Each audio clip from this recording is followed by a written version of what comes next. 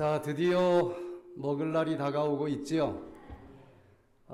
평생 먹어왔지만 먹는 것이 얼마나 소중한 것이고 또 그 수많은 나날들 동안 이렇게 먹는 것에 대해서 감사하지 못하고 당연히 입으로 들어오는 줄 알고 살아왔구나 하는 것을 느낄 수 있을 거예요. 에덴 동산에서 부절제함으로 우리는 쫓겨났습니다. 그 에덴을 다시 들어가는 길은 절제함으로 들어갈 수 있을 거예요. 특별히 절제하는 것 중에서 인간에게 입력된 가장 강력한 본능, 식욕이라고 하는 본능 앞에서 아담 할아버지도 절제를 실천하지 못했고 믿음으로 이기지 못한 것을 보면서 마지막 에덴에 들어가는 길은 오직 믿음으로만 들어갑니다. 먹고 안 먹고 가지고 들어가는 것은 아니에요. 그러나 믿음이 없기 때문에 에덴에서 쫓겨났는데 믿음이 없다라고 하는 온 천하에 보여줄 수 있었던 증거는 음식 앞에 절제하지 못하는 행동으로 드러났습니다.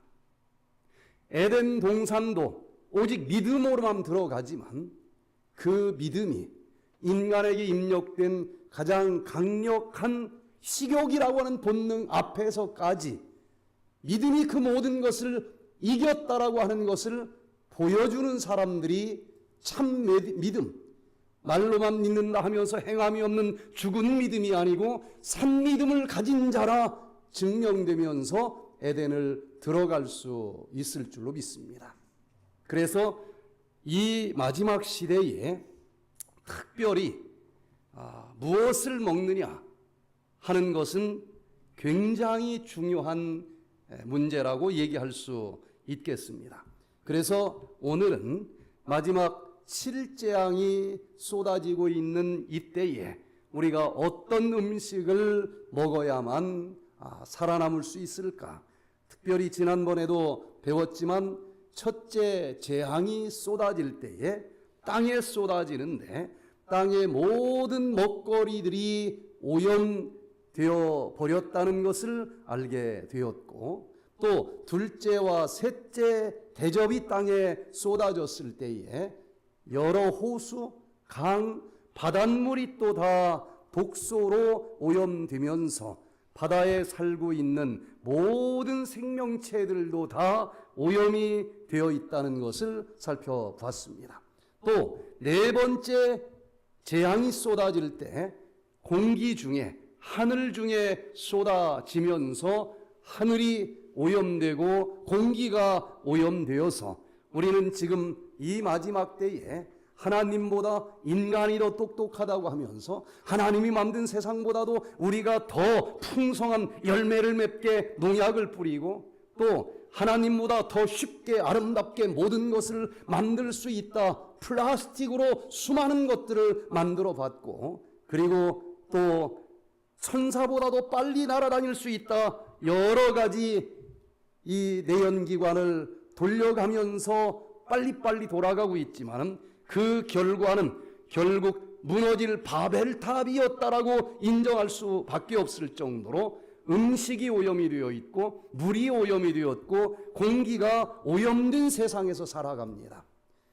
자, 여기 바벨탑을 쌓는 정신이 노아 홍수 이후에 있었고 예수님 없이 우리가 살아남을 수 있다라고 발견한 것, 발명한 것 모든 것들이 최고의 발명품인 줄 알았더니 그것은 결국은 우리 인류를 멸망시킬 수밖에 없는 무너질 바벨탑이라고 하는 것을 온천하가 인정할 수밖에 없는 마지막 시대에 우리가 살아가고 있습니다.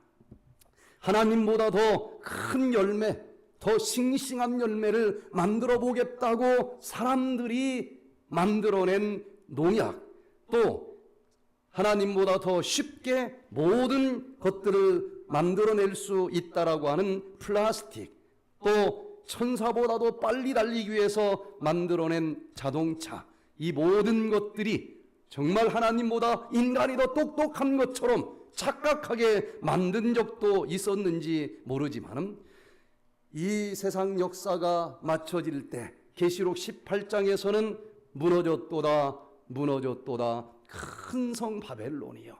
이 모든 것은 결국 인류를 멸망시킬 수밖에 없는 바벨론이었다라고 하는 것을 이제는 우리가 인정할 수밖에 없을 거예요. 그렇게 좋은 것인 줄 알았던 그 농약 속에 가장 무서운 독약, 바로 환경 호르몬이 지금까지 밝혀진 70여 종류 중에서 40여 종류 이상이 농약 성분에서 검출이 되면서 모든 먹거리를 오염시켰어요. 이 음식을 먹으면서 예수님 오시는 그날까지 살아남을 자가 한 명도 없을 것처럼 오염이 됐다는 것입니다.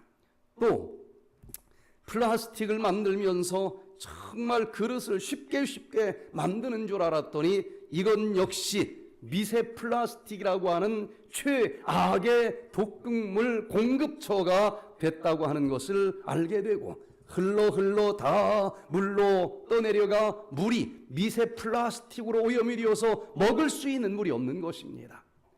그렇게 좋은 비행기, 자동차, 그러나 날아가면서 뒤에서 나오는 미세먼지들이 하늘을 새까맣게 지금 오염시키면서 그 미세먼지는 미세 독극물이요 1급 발암물질 독소라고 하는 것이 밝혀지면서 이제는 먹을 음식도 마실 물도 또 호흡할 공기조차도 없는 이 마지막 시대에 어떻게 하나님께서는 내 사랑하는 자들아, 나는 너희들을 영혼만 받으시 보존한 상태에서 만나기를 원하는 것이 아니라 너희 몸까지도 온전히 보존된 상태에서 만나기를 원한다.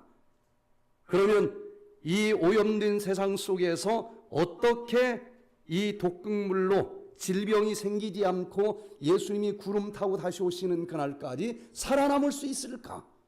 그거 먹으면 하늘나라 가 못 가, 이런 율법적인 얘기 다 내려놓아도 이제 지금까지 밝혀진 과학적인, 영양학적인, 의학적인 연구 결과들만 모아도 이 세상에서 살아남기 위해서 음식은 굉장히 중요할 수밖에 없다는 것을 알게 됩니다. 그래서 오늘 이 시간에는 7재앙 시대에 살아남기 위한 식단 짜는 방법, 육체적으로 이 오염된 독극물 범벅이 된 세상 속에서 과연 우리는 어떤 식단을 짜가지고 먹어야만 도중에 암으로 죽지 아니하고 자가면역 질환으로 죽지 아니하고 염증으로 썩어 죽지 아니하고 예수님이 오시는 그날까지 살아남을 수 있을까? 그 살아남는 비결은 자세히 보면은 또 마지막 구원받는 비결과 일맥상통한다는 것을 알게 됩니다. 그래서 이 마지막 시대에 살아남기 위해서는 어떤 음식을 먹어야 될까? 특별히 그 식단 짜는 법을 쉽게 생각을 해보면서 마지막 우리 모두 주님이 오시는 그날까지 건강하게 살아남을 수 있게 되기를 간절히 바랍니다. 성경 전체를 보면은 음식이 시대별로 변하는 것을 봅니다. 많은 사람들이 고기 먹지 말라는 말이 성경 어디 있느냐? 예수님도 생선을 제자들에게 줬는데 몇 장 몇 절로 대답해 주기가 쉽지 않을 거예요. 그러나 성경 전체를 보면은 분명한 답이 보입니다. 하나님께서는 음식을 주실 때 원칙이 있어요. 음식을 줄 때 원칙은 그 음식을 먹고 질병에 걸리지 않고 건강하게 살아가기를 원해서 음식을 주셨다는 것입니다. 그 원칙은 언제 어떤 시대나 변한 적이 없어요. 그러나 시대적인 환경이 변하면서 어떤 음식을 그때는 먹어야 되는지 변하는 것을 봅니다. 대충 변하는 것이 아니에요. 분명한 흐름을 타면서 음식의 변천사가 있다는 것을 알게 됩니다. 에덴 동산에서 하나님은 우리를 당신의 형상대로 만드셨고 에덴, 기쁨의 동산, 낙원에서 우리가 예수님과 더불어 영원히 살도록 그렇게 만드셨습니다. 그래서 그 에덴 동산에서는 창세기 1장 29절에 어떤 음식을 먹으라고 했는지 창세기 1장도 넘어가기 전에 기록해 놓은 것을 우리가 보게 됩니다. 씨 맺는 모든 채소와 씨 가진 열매 맺는 모든 나무를 주셨어요. 여기 보면은 어떤 고기도 어떤 새도 어떤 생선도 들어갈 여지가 없이 인간을 위한 최초의 메뉴는 분명합니다. 그러나 이 한가운데 생명나무도 있었고 선악을 알게 하는 나무도 있어서 여기서 하나님의 말씀을 전적으로 믿는 믿음을 갖고 있기만 하면은 그 에덴 동산에서 생명과를 먹으면서 영원히 살 수 있도록 창조되었음에도 불구하고 이 아담과 하와는 하나님은 이 선악을 알게 하는 나무의 열매를 먹으면 정령 죽으리라. 그러나 사단은 그거 먹으면 결코 죽지 않는다.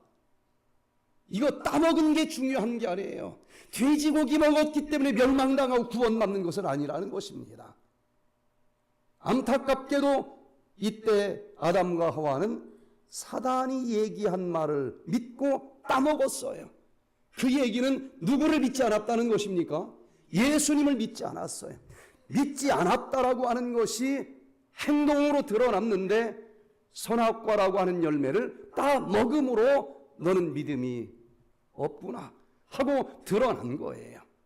그래서 그 결과 우리 인간은 질병에 시달리게 되었고 죽음이라고 하는 것을 또 만나게 되어 있고 그리고 에덴 동산에서 쫓겨나게 됩니다.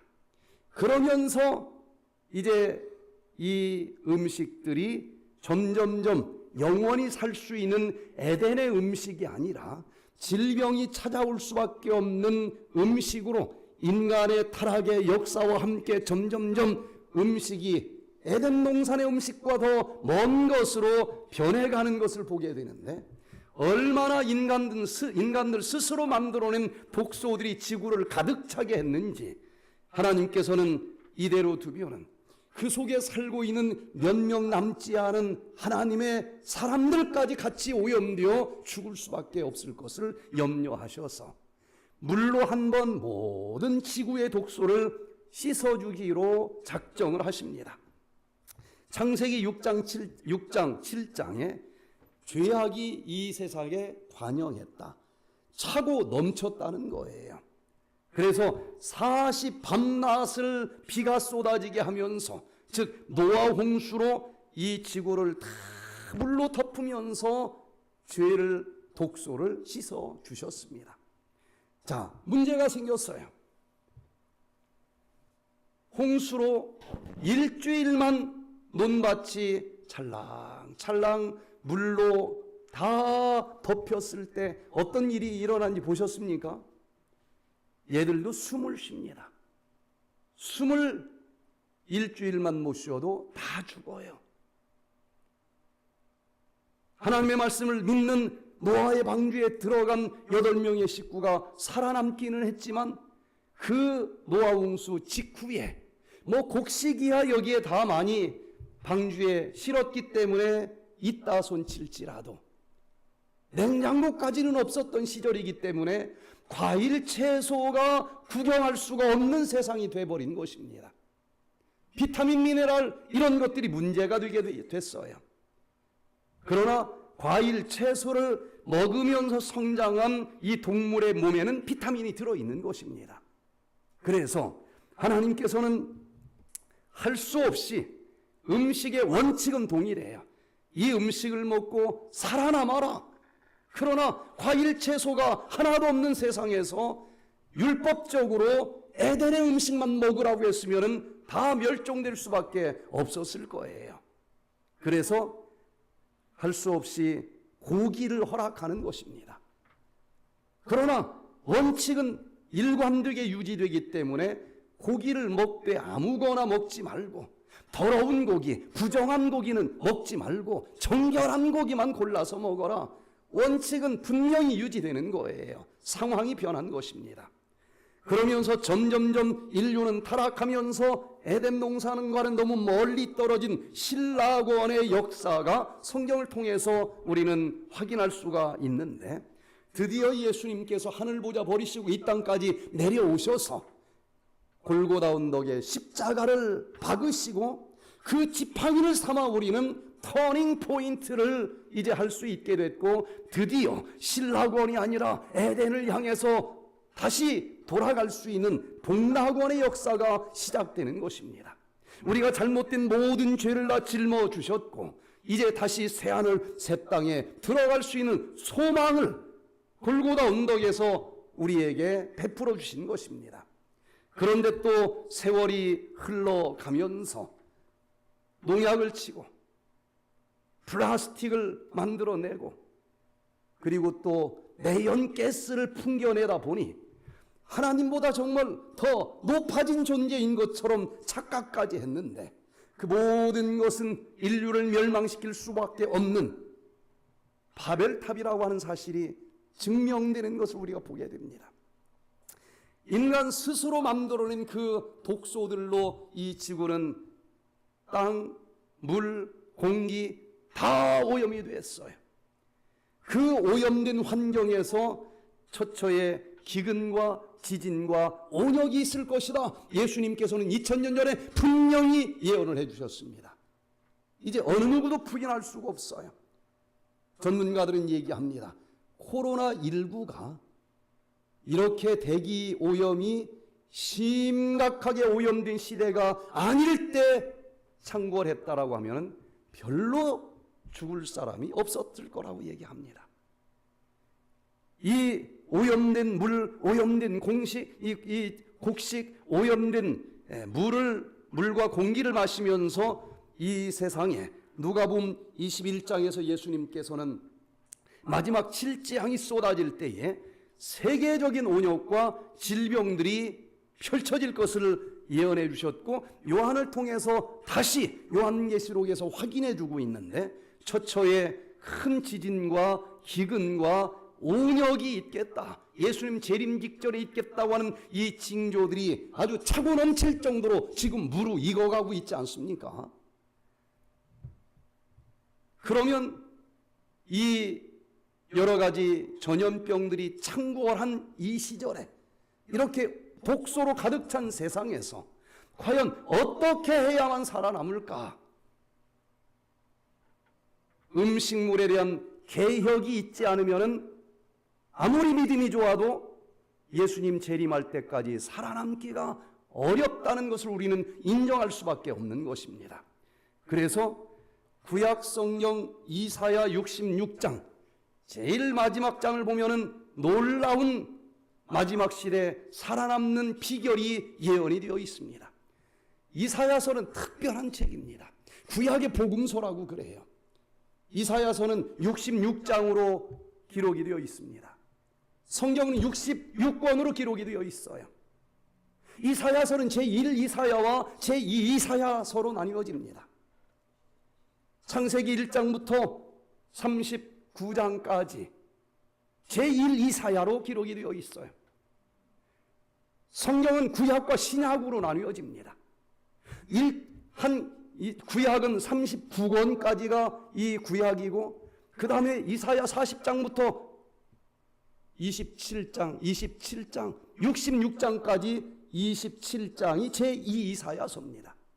신약은 27권으로 또 기록되어 있어요. 제2 이사야가 시작되는 이사야 40장을 딱 펼치면은 광야에 외치는 자의 소리가 있어 가로되 새 외침의 소리가 등장합니다. 그런데 신약 성경의 시작은 그 광야에 외치는 이사야 40장 1절부터 있는 말씀을 토시 하나 틀리지 아니하고 침례 요한이 외치면서 신약이 시작이 돼요. 그리고 그 성경은 제일 마지막에 새하늘 새 땅이 내려오겠다라고 하는 말로 맞춰집니다. 이 이사야 66장도 똑같이 그 예수님께서 강림하신다라고 하는 말씀으로, 그리고 새하늘 새 땅이 등장하면서 맞춰져요. 맞춰지기 전에 심판이 있을 것입니다. 우리의 관심은 그 마지막 날 심판이 진행될 때에 누가 살아남을 수 있는지를 배울 필요가 있지 않겠습니까? 여기 이사야 66장 15절부터 보면은, 보라, 여호와께서 불에 옹유되어 강림하시리니, 초림이 있고 재강림, 재림이 있는데 구약 성경이라고 해서 무시하면 안 돼요. 이건 아무리 읽어봐도 불에 옹유되어 강림할 때이니까 구약 성경에 기록되어 있지만 초림일까요, 재림일까요? 이건 재림입니다.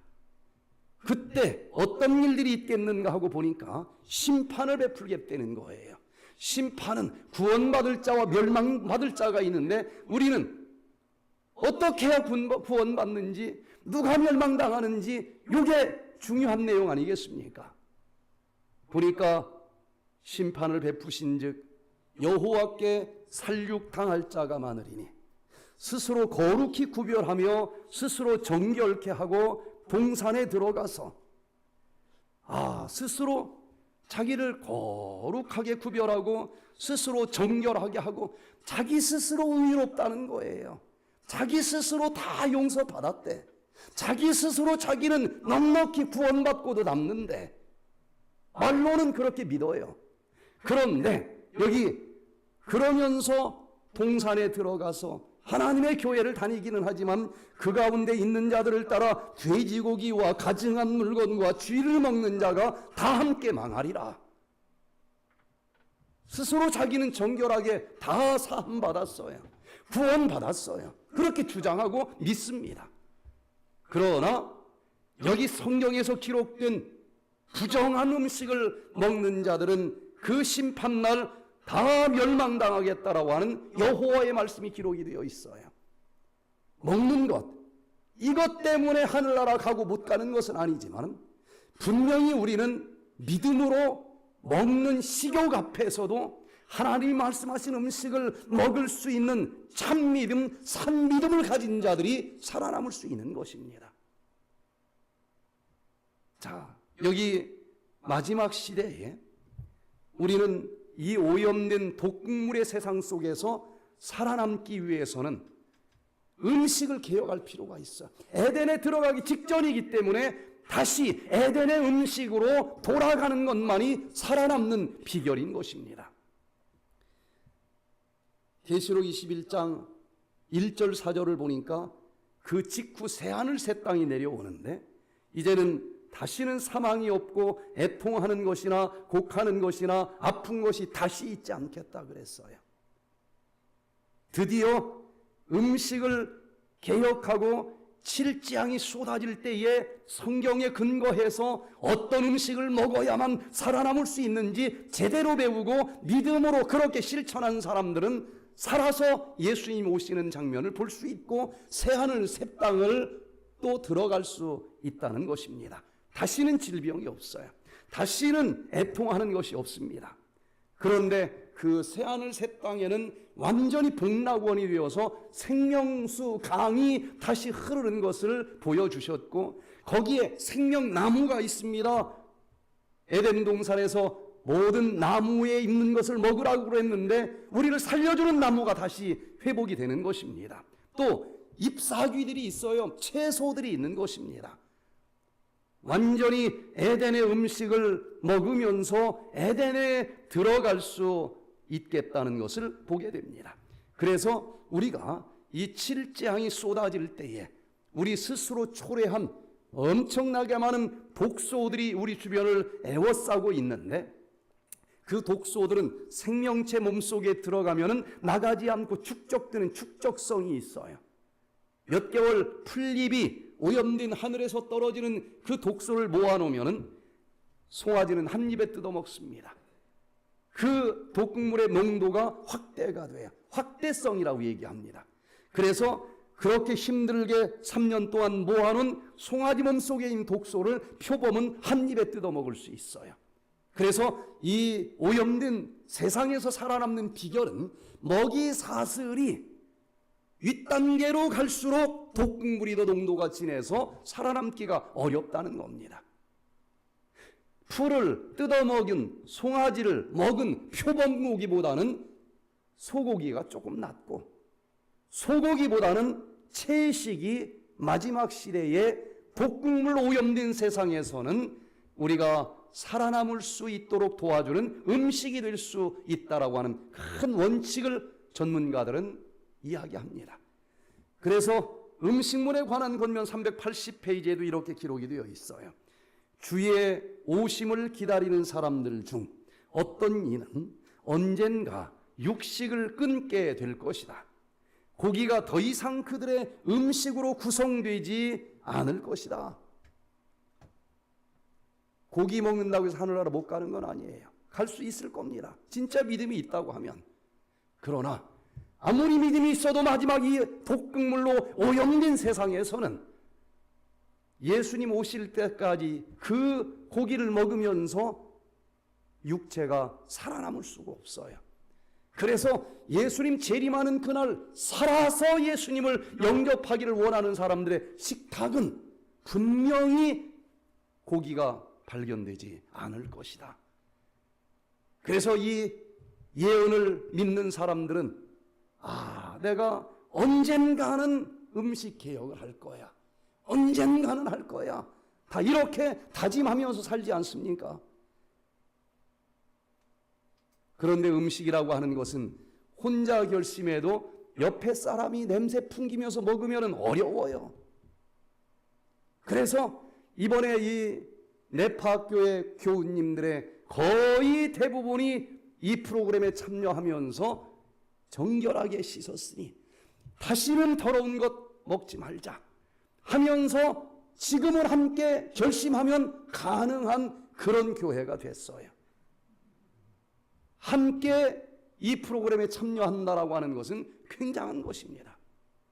그래서 이제 언젠가는 음식 개혁을 해서 우리가 마지막을 위해서 준비해야 되겠다 결심하는 모든 분들에게 이때 함께 우리가 결심하고 마지막을 위해서 영적으로 육적으로 정결한 그릇을 준비하시고 우리 힘으로 이 환난 통과할 수 없습니다. 성령의 도우심 아니면 어려워요. 약속하신 늦은 비 성령 받으셔서 멋지게 이 환난의 계곡 통과하면서 마지막 날 아멘 주 예수여 어서 오시옵소서 그 주님 살아서 영접할 수 있는 우리 모두가 되시기를 바랍니다. 그러면은 마지막 시대의 칠장 속에서도 살아남기 위해서는 어떻게 먹어야 될까? 오늘 몇 가지를 요약해서 좀 봅니다. 첫 번째, 일단 우리가 모르는 사이에 보암직스럽고 먹음직스럽다고 하는 이유로 독소가 많은 음식을 너무 많이 먹었어요. 이걸 일단 청소를 해야 정결하게 흠없이 보존될 수 있지 않겠습니까? 오토파지 디톡스로 독소를 비우시기를 바랍니다. 이 속에 있는 쓰레기, 찌꺼기 이것을 청소할 수 있는 시스템을 에덴 동산에서부터 하나님께서는 우리 세포마다 자동 청소기 오토파지 시스템을 만들어 주신 것을 인해서 감사드리시기를 바랍니다. 이제 우리가 스위치를 키기만 하면 돼요. 스위치 키는 법을 우리는 이번에 머리로 또 몸으로 지금 직접 온몸으로 배우고 실천하고 있지 않습니까? 2014년도에 네이처 리뷰스 몰레큘러 셀 바이올로지 이 저널에 발표된 것을 보니까 오토파지 시스템 누구에게나 있다. 스위치만 키면 싹 청소가 된다. 그러니 그 스위치 키는 비결은 칼로리를 좀 적게 먹는 것이다. 이렇게 분명히 밝혀주셔서 우리가 이번에 너무 배가 고프지 않으면서도 그 오토파지 스위치 키는 방법을 배우고 실천을 합니다. 이제 오늘 3일이 지나고 있는데 어디 생각보다는 그래도 견딜만 하십니까? 네, 할만해요. 그것도 난생 처음 지금 이 오토파지 하시는 분은 조금 힘들진 모르지만은 평생 묵은 것을 이번에 대청소하고 다음에 해보면은 거저먹기로 그냥 합니다. 그렇게 어렵지 않아요. 그래서 오토파지 스위치를 종종 돌려주면서 내가 마음은 원이로되 살다 보니 육신이 연약해서 또 독소를 몇 개씩 들어올 수밖에 없도록 살았으면은 청소를 하시면 되는 거예요. 네? 오토파지 스위치 키는 법을 알았으니 뭐 깨끗이 청소를 하면은 우리 몸은 언제라도 성령님 영접할 수 있는 준비가 되어 있는 삶을 살아갈 수가 있을 것입니다. 자, 이제 이 오토파지 디톡스는 며칠 하는 게 좋습니까? 이 질문을 참 많이 들어요. 옛날에 이런 펌프질 해보신 적 있습니까? 마중물을 한 바가지 붓지요. 붓고서 살살 여유 부리면 쏙 빠져버려요. 정신없이 품어야 돼. 있는 힘 다해서 품어야 돼. 그랬더니 물이 이제 올라와요. 한 바가지 분 것만큼 나와서 됐다. 본전 찾았으니까 손 떼면 바보지요. 시동 걸 때 얼마나 힘듭니까? 시동을 걸었으니 좀 넉넉하게 좀 품어놔야 되지 않겠어요? 디톡스 할 때 여러분들이 느꼈겠지만 시동 걸 때 힘이 좀 들어요. 평상시는 하루 3끼 먹던 탄수화물을 주로 에너지로 쓰는 시스템으로 고정이 되어 있습니다. 그런데 그 하루 3끼 밥을 먹지 않으면은 왜 탄수화물이 안 들어와? 여기 저장된 지방을 태우는 시스템으로 바꾸는데 평균 3일이 걸려요. 일단 탄수화물 쓰는 시스템에서 지방 쓰는 시스템으로 바꿔지기만 하면은 많은 사람들이 나 배 하나도 안 고파. 나 한 3달 할 거야. 그런 사람들이 여기도 분명히 있을 거예요. 시동 거는 2, 3일이 그래도 언제나 조금은 힘들어요. 그러니까 이제 시동을 걸었으면은 딱 4일만 하는 것도 좋지만 어떤 사람들은 일주일 하는 사람, 10일 하는 사람, 2주, 3주 하는 사람, 그런 사람들도 있어요. 그래서 가장 간단하게 1단계 해독, 2단계 해독이 한 사이클 돌아가는 것이 4일이니까 일단 최소 4일은 하시기를 바랍니다. 자, 그 다음에 좀 이어서 할 사람도 있겠고 조금 먹다가 뭐 또 하는 사람들도 있을 것이고 일단은 이 속에 있는 독소를 한번 다 버릴 때까지는 그냥 화끈하게 한 번에 다 청소를 해버리든지 아니면은 몇 달에 한 번씩 할부로라도 한 번 씻어야 돼요. 한 번만 정결하게 씻으면은 휴지 하나씩만 그날 주우면 언제나 정결한 몸을 유지할 수가 있는 겁니다. 특별히 이제 우리가 보식을 해야 될 텐데 단식을 할 때하고는 좀 차이가 있습니다. 뭔가 우리는 많은 것들을 분해된 효소식품으로 먹으면서 했는데 배가 훨씬 덜 고픈 것을 알았을 거예요. 또 먹었는데도 오토파지 스위치 키는 여러 가지 성분들이 많이 들어갔기 때문에 오토파지 스위치는 더 잘 켜집니다. 또 독소가 물만 마실 때보다도 훨씬 더 많이 나가는 것을 또 알게 돼요. 그리고 중요한 것은 보식이 중요한데 보식이 물금식 했을 때보다도 훨씬 쉽습니다. 그러면 그 보식을 과연 어떻게 해야 될까? 디톡스보다 더 어려운 것이 보식입니다. 보식을 잘못하면 이걸 안 한 것보다 못할 정도로 손해를 볼 수가 있어요. 그래서 6가지로 보식을 할 때 꼭 지켜야 될 원칙을 좀 생각을 해봅니다. 보식을 할 때 많은 사람들이 죽을 먹지요. 죽을 먹어요, 보식을 할 때. 이것은 하수들이 하는 일입니다. 잘 모르는 거예요, 이거는. 현미밥을 먹어야 돼요. 백투에덴에서 보식한다고 현미밥이 나오면 막 기절하는 사람들이 있어. 어디 단식원 갔다 온 사람들. 이거 사람 잡는 데구나. 소도방에서 죽을 만든 거 먹지 말고 입속에서 죽을 만든 걸 먹으라는 거예요. 이 배에는 분명히 죽이 들어가는 게 맞습니다. 그러나 소도방에서 만든 죽이 아니고 입에서 만든 죽을 먹으라는 거예요. 이거 굉장히 중요합니다. 자, 왜 그럴까? 아니, 소도방에서 만든 죽이나 입에서 만든 죽이나 위장 입장에서는 똑같지 않니? 아니, 하늘과 땅만큼 틀려요. 자, 왜 틀릴까? 입에서 씹을 때에 여러 가지 10가지 이상의 효소, 호르몬, 치료제들이 쏟아져 나와요. 제가 LA에서 이 프로그램을 마쳤더니 한 교단의 목사님이 저를 찾아와서 죄송한데 우리 집에 한 번만 좀 방문해 줄 수 있습니까? 왜 그러십니까? 그 사모님이 여기 식도가 다 타가지고 밥을 입으로 못 먹어요. 그래서 여기 위장에 구멍을 뚫어가지고 호수를 연결해서 여기다가 밥을 넣어준 지가 10년이 됐다는 거예요. 좀 한번 봐달라는 겁니다. 갔더니 뼈만 항상하게 남았어요. 어떻게 먹이십니까?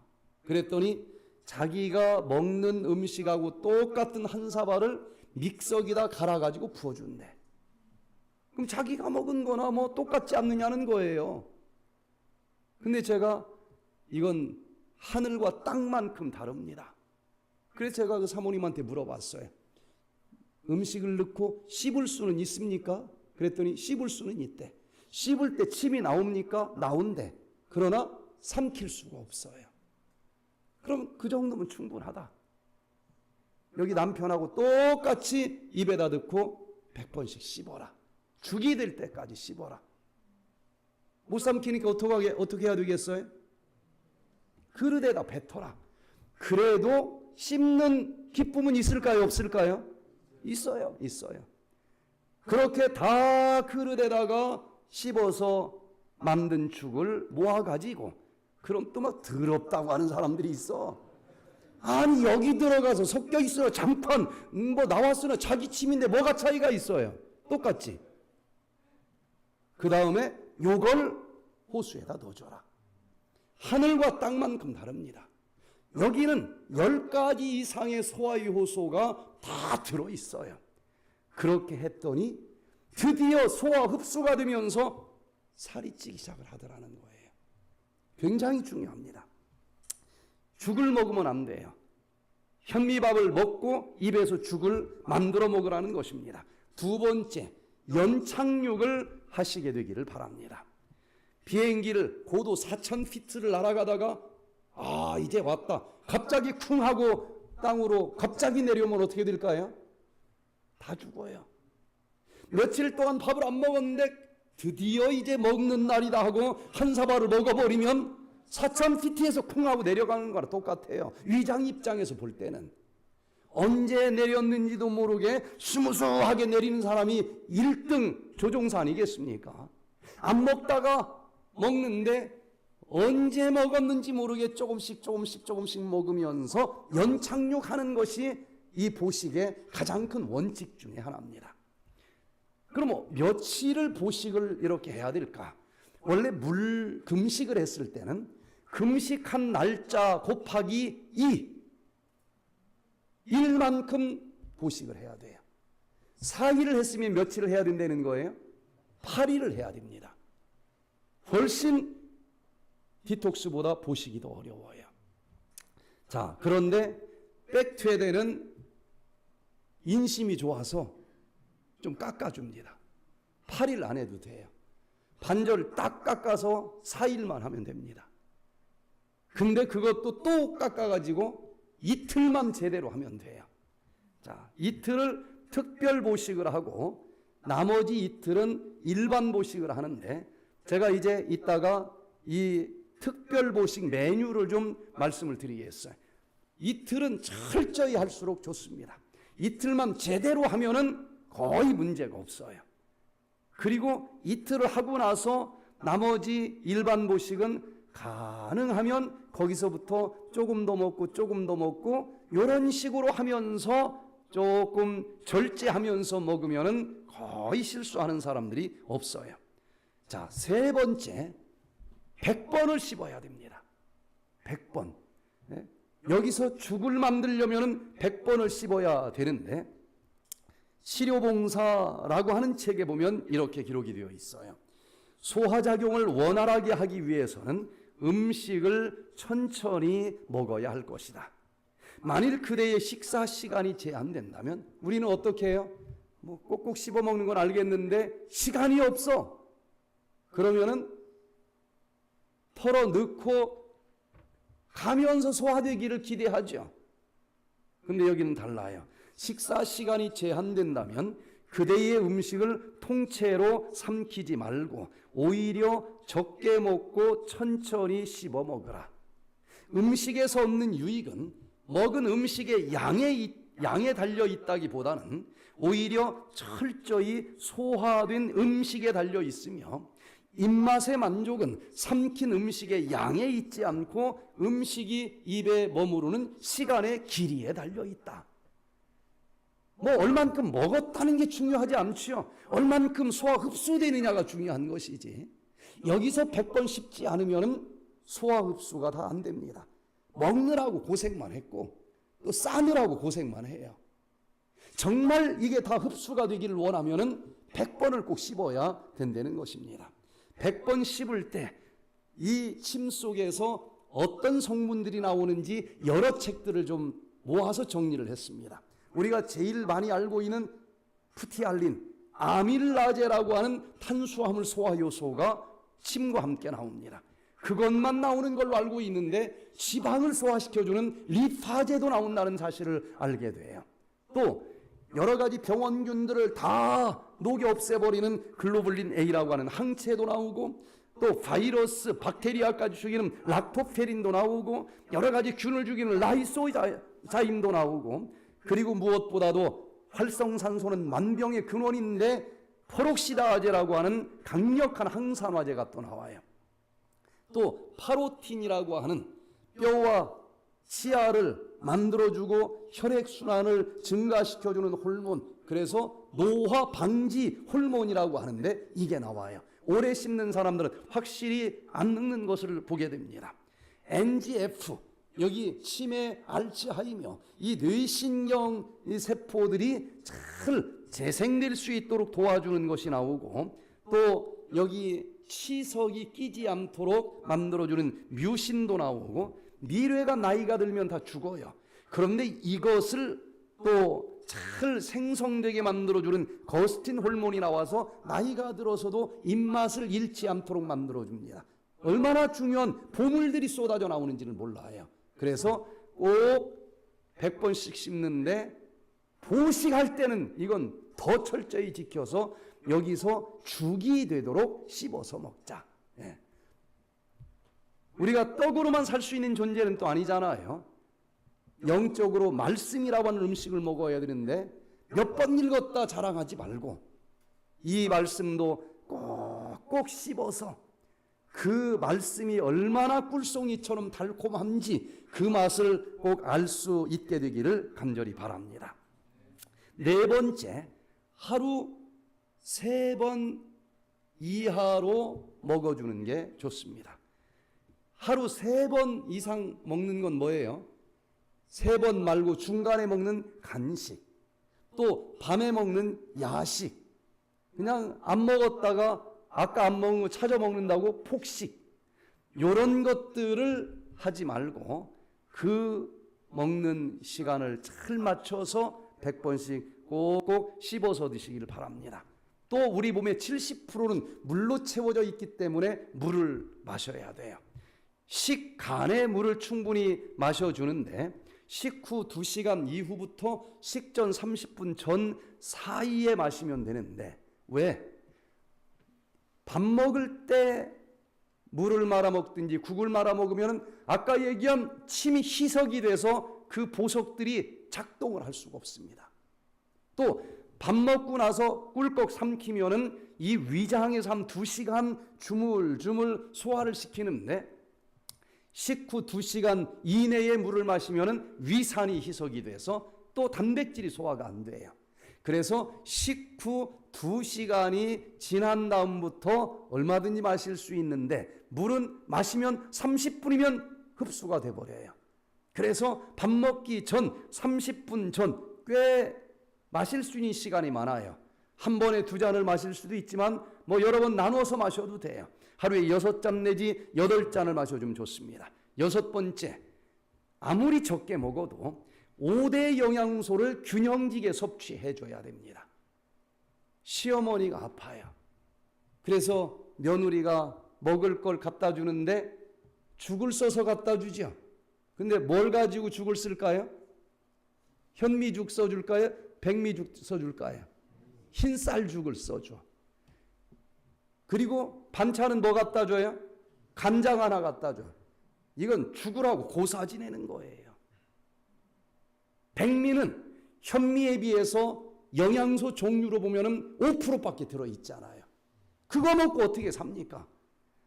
간장 가지고 영양의 짝이 맞지 않아요. 그래서 보식을 할 때 양이 작아도 5대 영양소 중에서 하나도 빠지지 않게 골고루 먹어줘야 됩니다. 이제 어떻게 5대 영양소, 탄수화물, 단백질, 지방질, 비타민, 미네랄을 골고루 식단을 짜서 먹는지를 지금부터 좀 설명을 드리겠습니다. 여기 특별 보식 이틀 동안 먹는 이 메뉴를 제가 카톡에다 올려드렸어요. 그래서 아침에 현미밥 한 수저부터 시작을 합니다. 근데 한 수저가 어떻게 뜨느냐에 따라서 굉장히 달라요. 그냥 백두산만큼 뜨는 사람이 있어. 그냥 보통 먹는 수북한 한 수저입니다. 보통 먹을 수 있는 그런 정도의 한 수저. 그리고 100번을 씹고 그럼 탄수화물 들어갔죠. 여기 있는 것에서 5대 영양소가 어떻게 짜지는지를 중심으로 보면 조금씩은 바꿀 수 있어요. 또 콩을 한 4알 정도 단백질 들어갔죠. 또 캐슈넛 한 3알 정도 지방 들어갔죠. 예. 그 다음에 브로콜리 한쪽 끓였더니 주먹만한 것도 한쪽을 먹는 사람이 있어요. 한 입 사이즈 한쪽. 예. 센 거 먹을 수도 있고 약간 데쳐서 먹을 수도 있어요. 여기 비타민 미네랄 들어있겠죠. 또 바나나 4분의 1쪽 비타민 들어있을 거예요. 다시마 한쪽 끓였더니 요만한 거 한쪽을 또 갖고 와. 그래서 치사하게 수치를 썼어요. 2 곱하기 5cm짜리 한쪽. 예? 요거를 싹 물로 한번 씻어서 놓으면은 그 물을 다 10분 정도만 지나도 먹어요. 아주 부드러워집니다. 마른 다시마도 먹을 수 있고 생 다시마도 먹을 수 있어요. 그러면 이 해조류 속에는 미네랄이 가장 많이 들어있어요. 그럼 5대 영양소 다 들어있는 거죠. 100번을 꼭꼭 씹어서 먹으면은 이것도 남기는 사람도 있어요. 물금식 했을 때는 남기는 게 아니라 여기서 그냥 누구 거렁뱅이가 하나 손이 올라오는 것 같은 느낌이 드는데 이 효소 단식 한 다음에는 남기라면 남길 수 있겠다는 마음이 들 정도로 쉽습니다. 이제 점심은 이제 토요일 날 점심은 여기 교회에서 준비할 것입니다. 그리고 내일 저녁에 이게 어떤 정도인지 샘플을 한 접시에서 여기다 놔둘 거예요. 현미 콩밥 2수저, 탄수화물 단백질 들어갔죠. 당근 한 3쪽, 바나나 1개, 브로콜리 한 입 사이즈 2쪽, 양이 조금씩 늘어가는 걸 볼 거예요. 파프리카, 적색 2분의 1쪽, 호두 1개, 두부 4분의 1모, 다시마 3쪽. 이게 이제 여기서 점심 때 제공해 줄 메뉴입니다. 그리고 저녁은 이제 너무 간단하기 때문에 나머지는 아침부터 여러분들이 내일 시장을 보라고 오늘 이 강의를 하는 거예요. 간단해요. 뭐 요리할 게 없습니다. 그렇게 준비했다가 요대로 해 먹으면 되겠는데 현미밥 2수저, 콩 6알, 아몬드 5알, 상추 3쪽, 딸기 2개, 미역귀 한 입 크기 한 젓가락. 미역귀도 물에 잠깐 씻어서 놓으면 아주 좋은 반찬이 됩니다. 두 번째 날은 아침에 현미밥 3수저, 콩 6알, 호두 1알, 당근 한 입 크기 3쪽, 파인애플 한 입 크기 2쪽, 톳 한 젓가락. 5대 영양소가 다 들어있어요. 점심은 현미밥 늘지요? 4수저, 콩 7알, 해바라기 씨 10알, 고구마 한 입 크기 2쪽, 토마토 1개, 파래 한 젓가락. 해조류가 돌아가면서 나올 거예요. 없으면 해조류 중에 하나를 먹어도 돼요. 저녁 때 현미밥 5수저, 콩 8알, 호박씨 7알, 오이 손가락 크기 3쪽, 딸기 2개, 미역귀 한 입 크기 한 젓가락. 이렇게 하시고 그 다음 날부터는 이런 개념에서 요걸 양을 좀 늘려가면 돼요. 자, 이제 이것이 끝난 다음에 이제 건강식을 좀 우리가 해야 되는데, 보식을 철저히 하고 건강식을 하면은 위장이 아무 부담 없이 소화가 잘 될 수 있을 거예요. 최선옥 씨가 28년 동안 건선으로 고생을 합니다. 하여튼 이거 치료하려고 집을 한 채를 팔아먹을 정도로 돈이 들었다고 그래요. 자가면역 질환이에요. 안 나서요. 포기했습니다. 그런데 그 어머니가 췌장암 말기라고 하는 진단을 받아서 자기 병 고칠 건 생각도 안 하고 어머니 보호자로 설악산 힐링센터에 오셨어요. 그런데 이왕 왔으니까 그냥 자기도 어머니와 함께 디톡스를 하고 보식을 했어요. 딱 한 달 있었는데 뭐 별걸 다 해도 움직이지 않던 이 전신을 뒤덮던 이 건선 피부가 한 달 만에 백옥처럼 깨끗이 치료되는 덤의 선물을 받았어요. 그래서 그렇게 어렵지 않은 방법이니까 이것을 종종 한번 이 원리를 사용해서 활용을 한번 해보시면 좋겠습니다. 자, 그럼 지금부터 이제 드디어 밥을 먹을 수 있어요. 그러면 어떻게 채식으로 영양이 결핍되지 않게 5대 영양소 식단을 짤까? 딱 1초만 쳐다보면은 지금 5대 영양소 중에서 무엇이 빠졌는지를 알 수 있는 방법을 가르쳐 드리겠습니다.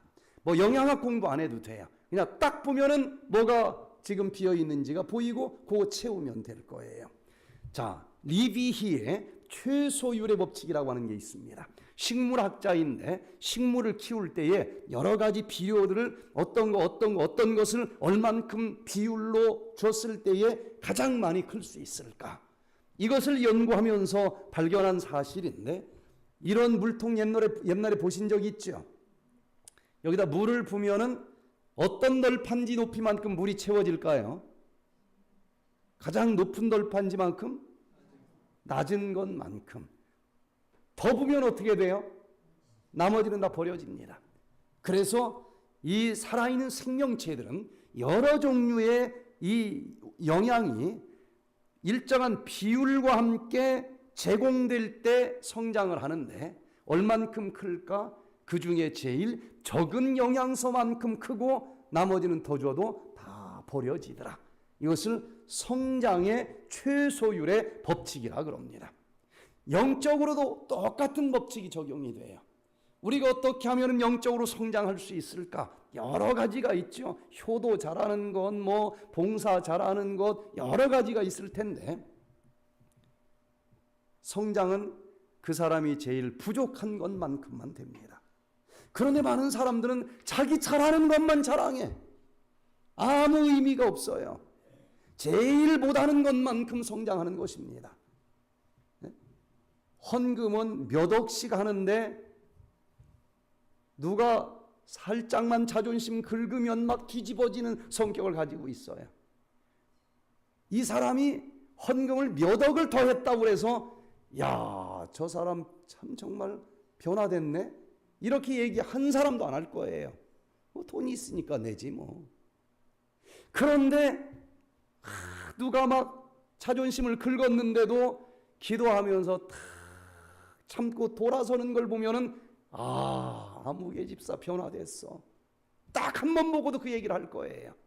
잘하는 것 자랑하고 교만하다는 소리 듣지 마시고 내가 제일 부족한 것이 무엇인지 기도하면서 찾아내시고 하나님 요거 하나만큼은 고쳐주시옵소서. 금식하면서 씨름하고 매달리시고 성령의 은혜로 그것을 한 단계 키워보시길 바랍니다. 남들이 다 알아봐. 야, 저 사람 변화됐어. 이게 성장의 원리입니다. 영적으로도 마찬가지예요. 이 육적으로도 마찬가지입니다. 5대 영양소가 골고루 들어가야 세포가 하나라도 만들어지는 거예요. 이 중에 하나라도 부족하면 안 만들어지는 겁니다.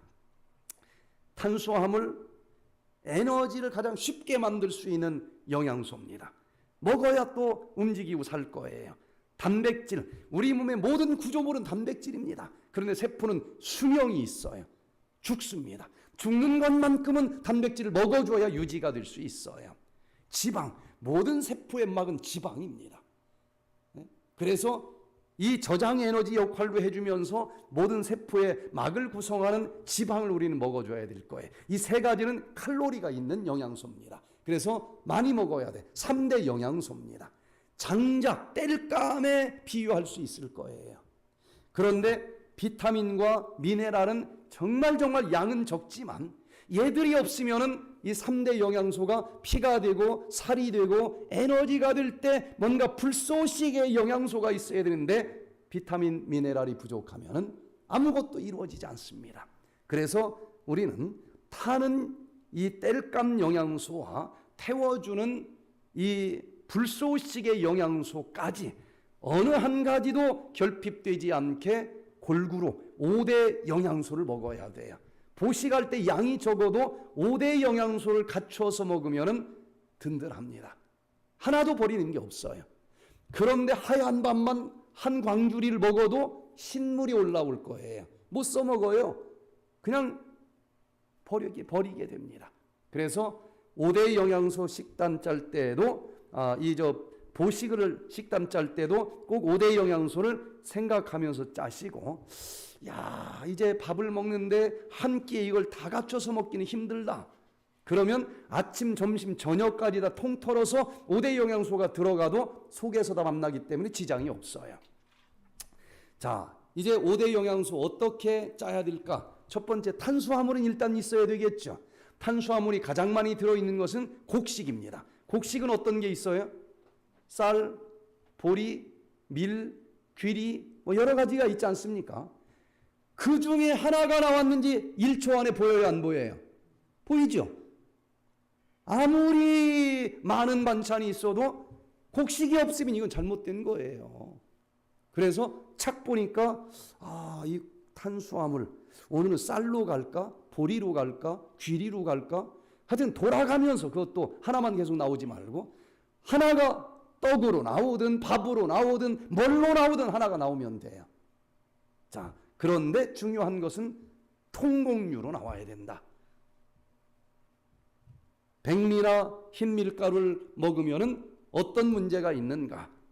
한가운데 배유, 흰쌀, 흰밀가루가 있는데 여기에는 모든 영양소 중에서 5%밖에 들어있지 않아요. 녹말 덩어리에 지나지 않습니다. 백미를 만들기 위해서 깎아서 버리는 쌀 눈 속에 66%의 영양소가 들어있고 딩겨, 쌀 겨 속에 29%가 들어있어요. 그래서 흰밀가루, 흰쌀은 5%만 먹고 95% 정말 황금 같은 영양소는 다 돼지님한테 지금까지 주고 산 거예요. 채식하면서 흰쌀을 먹고 절대로 건강할 수가 없습니다. 어떻게 5%를 먹고 살 수가 있겠어요?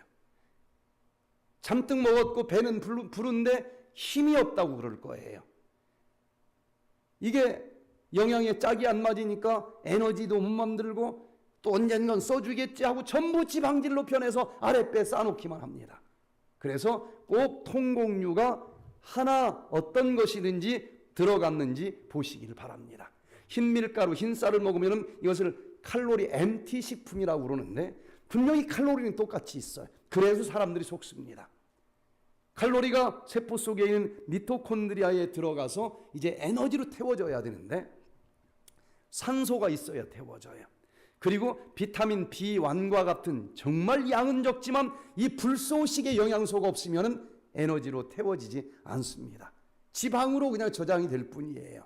그래서 분명히 칼로리 있게 먹었고 배는 부른데 힘이 안 날 거예요. 그래서 통곡류 곡식 중에 한 가지가 꼭 들어가도록 하자. 자, 두 번째, 모든 몸의 구성물을 이제 만들어주는 단백질을 꼭 먹어야 되는데, 단백질은 콩단백으로 먹는 게 제일 좋은 것으로 밝혀지고 있습니다. 단백질은 소고기인데 이거는 핫질 영양소입니다. 그래서 콩 종류 중에 콩으로 나오든 콩밥으로 나오든 콩조림으로 나오든 청국장으로 나오든 두부로 나오든 콩나물로 나오든 이렇게 콩에서 온 것 하나가 있는지 없는지 1초 만에 보일까요? 안 보일까요? 보이죠? 하나가 돌아가면서 나와야 돼요. 예. 어떤 사람은 할머니 집에 제가 방문을 갔더니 식사를 먹고 가야 된대. 아이고 아닙니다. 막 그냥 얼마나 막 그러면 서운하지요 하면서 일단 밥상부터 갖다 놔.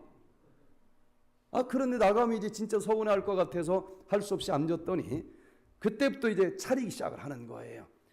밥상을 갖다 놓고 아마 있는 거 하나씩 나오는 것 같아요. 일단은 밥이 나오는데 무밥이 나왔어요. 내가 좋아하는 무밥이 나오네.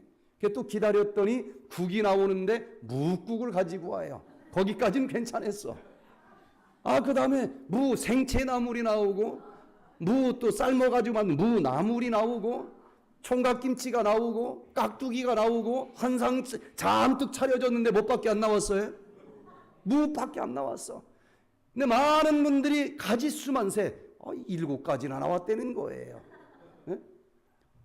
간단해도 5대 영양소가 들어가야 돼요. 한 끼는 단순하게, 그러나 그 다음 끼에는 다른 것으로 바꿔가면서 다양하게, 한 끼는 단순하게, 전체적으로는 계속 돌아가면서 다양하게 먹는 것이 정답입니다. 자, 그래도 자꾸 옛날 영양학 공부한 사람들이 그래도 단백질은 소고기지. 그런데 여기 국제보건기구에서 단백질을 소화시키면 아미노산이 되는데 필수 아미노산이 얼마나 균형지게 다 들어있고 소화 흡수가 잘 되는지를 다 조사해가지고 PDCAAS라고 하는 단백질의 질을 측정하는 점수를 매겼습니다. 거기 보니까 가장 좋은 건 0에서 1.00까지 완전 단백질로 분류를 했는데 대두콩은 1.00 완전 단백질입니다. 최고질의 단백질이에요. 그런데 소고기는 0.92밖에 되지 않습니다. 소고기, 닭고기보다 가장 국제보건기구에서 도장 찍어준 것으로 최고의 질을 자랑하는 단백질은 콩단백질이라는 거예요. 자, 그러면은 그 콩단백질이 질은 좋은데 양은 얼마일까? 보니까 한국식품과학회에서 발표된 사실을 보니까 대두 속에는 40%가 단백질입니다. 그런데 소고기 속에는 17% 내지 27%밖에 단백질이 안 들어있어요. 질로 보나 양으로 보나 최고의 단백질은 뭐라는 거예요? 콩입니다. 그래서 콩 종류에서 어떤 이 요리든지 돌아가면서 한 번씩 나오면 돼요. 어떤 질병이 뭘 먹으면 치료가 될까? 영양역학인데 전 세계적으로 가장 큰 규모의 영양역학에 대한 논문을 발표한 분이 미국의 이 콜린 캠벨이라고 하는 교수님인데 중국 사람들을 대상으로 어마어마한 사람을 대상으로 해서 발표한 논문인데 최고의 논문이라고 모든 전문가들이 얘기를 합니다. 그런데 이제 실험을 해봤어요. 단백질을 전체 섭취하는 칼로리 중에서 20%를 줬는데 우유 단백질을 줬어요. 구체적으로는 카제인 단백질을 줬습니다. 그 전에 유방암을 쥐에다가 심었어요. 시간이 지나면 얘가 자라겠죠. 그런데 그 유방암을 여기다 심은 쥐에다가 20% 정도 칼로리를 여기 우유 단백질로 먹였더니 그 암병소가 엄청나게 성장을 하는 겁니다. 싹이 나고 성장을 하는 걸 봤어요. 그런데 똑같은 단백질인데 콩 단백질로 20%를 줬더니 그 암세포가 싹이 안 나. 성장을 안 해. 다시 확인하기 위해서 이게 동물 단백질 때문인가 하고 그 우유 단백질을 5%로 줄였더니 암이 안 자라는 겁니다. 두꺼워요. 한국어로도 번역이 됐어요. 베스트셀러입니다. 그래서 이 동물성 단백질은 암을 싹이 나게 하고 성장하게 합니다. 특별히 유방암 전립선암은 더 많은 연구 결과들이 지금 발표되고 있어요. 그래서 우리가 단백질은 뭘로 먹자? 콩으로. 콩으로부터 온 요리 하나라도 있는지를 보라는 거예요. 세 번째, 또 저장 에너지 역할을 해주는 지방을 또 먹어야 되는데, 지방은 어떤 지방이 제일 좋아요? 고기 속에도 있겠지만 여기는 포화지방이 너무 많아요. 그래서 견과류를 먹어주면 제일 좋다는 것입니다. 과연 동물성 지방이냐 식물성 지방이냐, 다 지방이 같은 줄 아는데 자세히 보면 틀려요. 지방은 탄소가 쇠사슬로 연결되어 있는 구조식을 가지고 있는데 그 탄소는 손이 4개나 됩니다. 그 4개가 무엇을 잡고 있느냐에 따라서 성질이 달라요. 자, 여기 보니까 탄소가 옆에 있는 탄소 친구들과 양손을 써서 잡았죠. 4개니까 몇 개가 남았어요? 2개가 남았죠. 그 2개 양손에 산소가 다 빈 곳 없이 가득 채워지게 잡혔어. 그럼 포화됐죠. 이것을 우리는 포화지방이라고 부릅니다.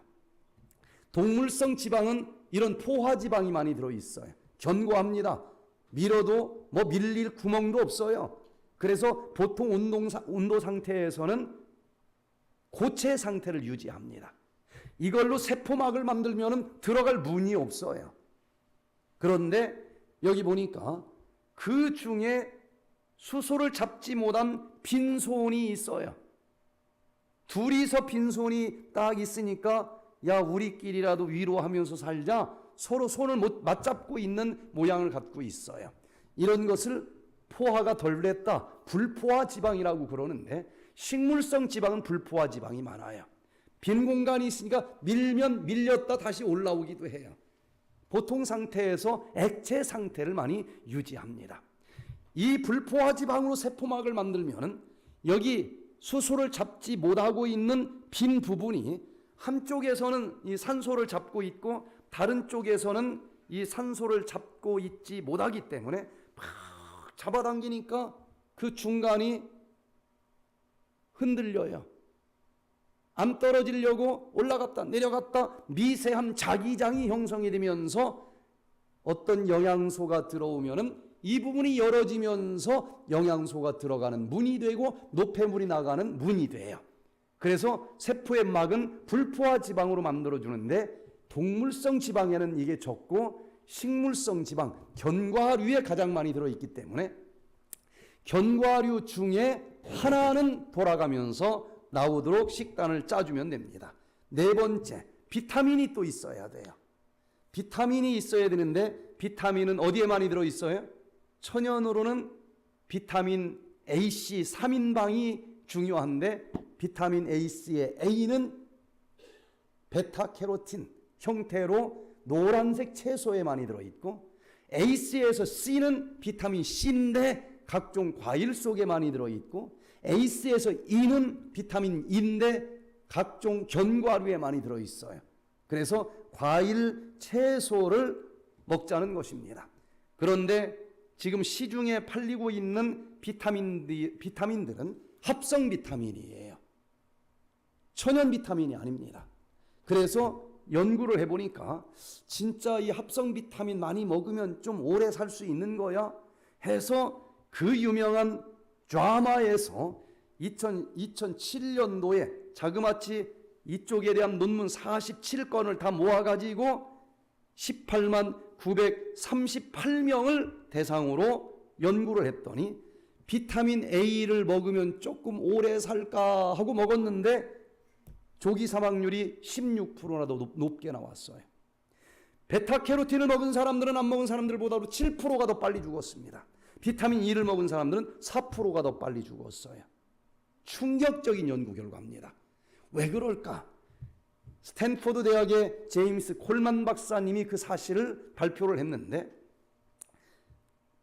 공장에서 만든 베타캐로틴이나 당근에서 뽑아낸 베타카로틴이나 탄소, 수소, 산소 요게 몇 개씩 붙어 있는지 화학 구조식은 똑같아요.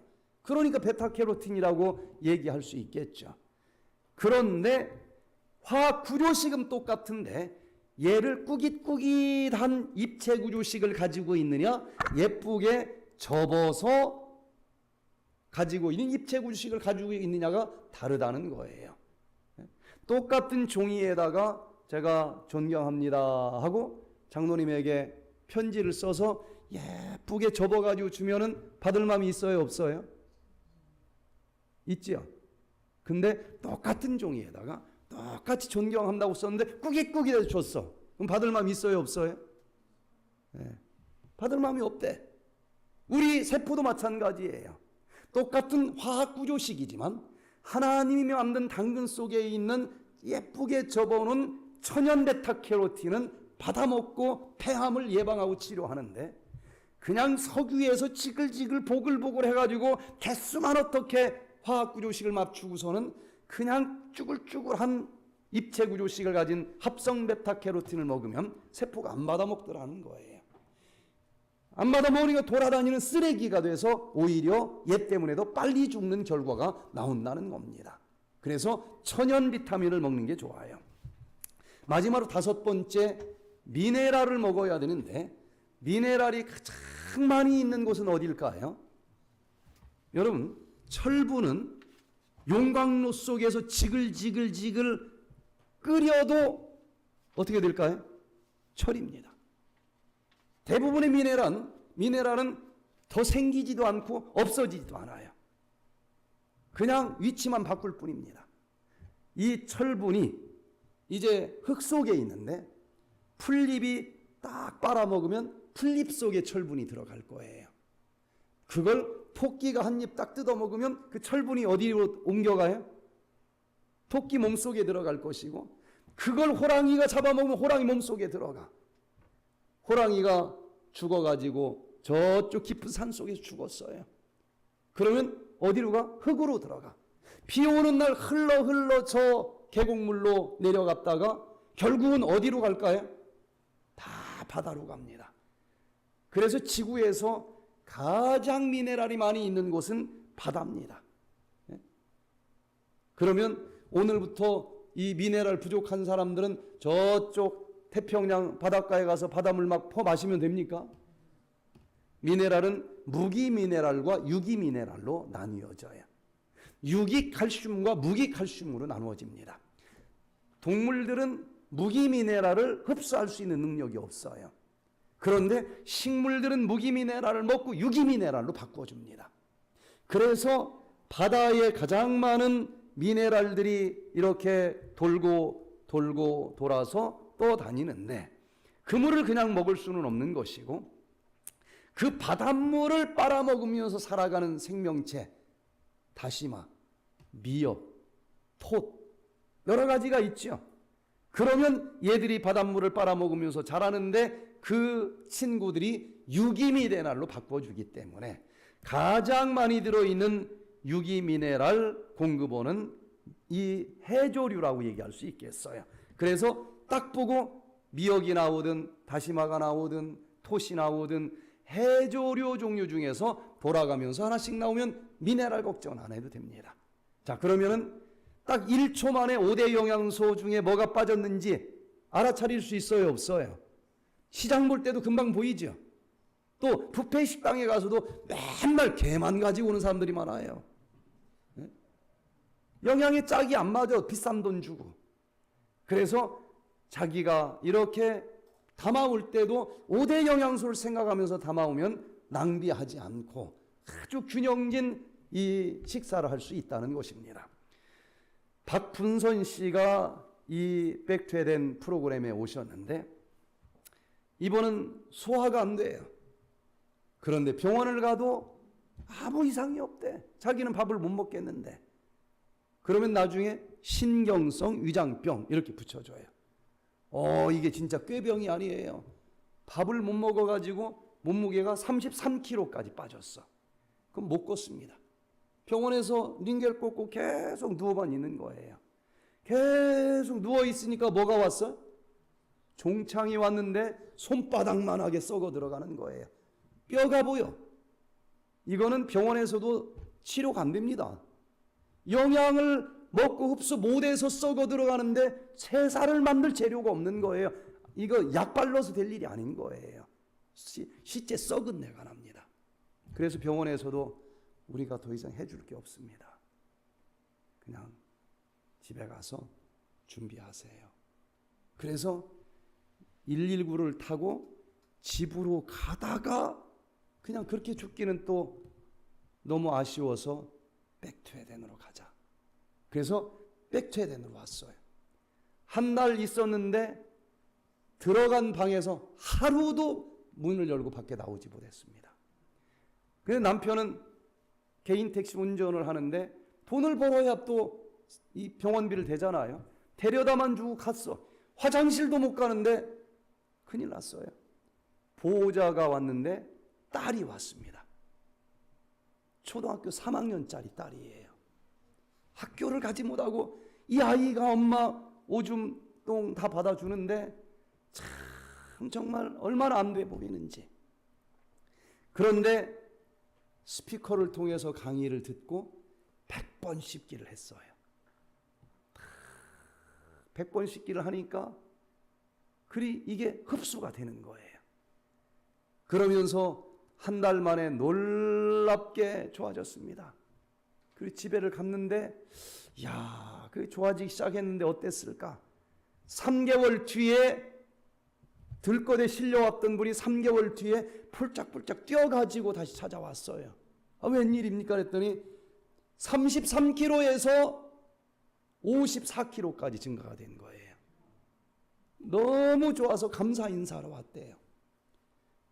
그러고서는 제가 30년이 흘렀는데 요분 가끔 얘기할 때마다 이제 또 생각이 나는데 지난 봄이었어요. 아가씨가 왔어. 환자로. 그런데 요분 사진을 한번 보여줬더니 우리 엄마네 그러네. 그때 초등학교 아이가 온 거예요. 네? 뭐 크게 아픈 건 아닌데 조금 몸이 하니까 백투에덴 한번 갔다 와라.